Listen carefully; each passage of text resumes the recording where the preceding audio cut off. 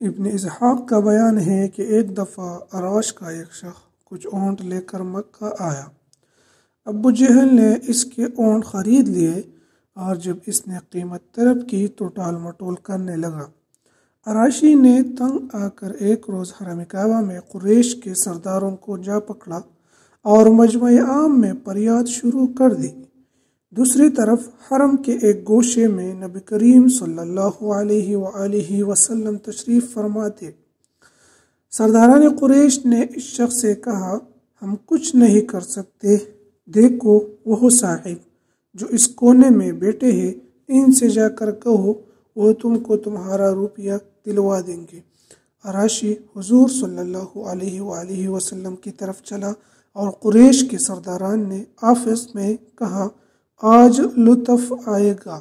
عراشی نے جا کر نبی کریم صلی اللہ علیہ وآلہ وسلم سے اپنی شکایت بیان کی۔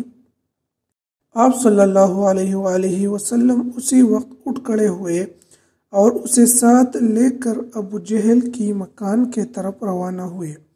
سرداروں نے پیچھے ایک آدمی لگا دیا کہ کچھ گزرے اس کی خبر لا کر دے۔ حضور صلی اللہ علیہ وآلہ وسلم نے سیدھے ابو جہل کے دروازے پر پہنچے اور کنڈی کٹکھٹائی۔ اس نے پوچھا، کون؟ آپ صلی اللہ علیہ وآلہ وسلم نے جواب دیا، محمد۔ وہ حیران ہو کر باہر نکل آیا۔ آپ صلی اللہ علیہ وآلہ وسلم نے اس سے کہا، اس شخص کا حق ادا کرے۔ اس نے کوئی چون و چرا نہ کی، سیدھا اندر گیا اور اس کے اونٹوں کی قیمت لا کر اس کے ہاتھ میں دے دی۔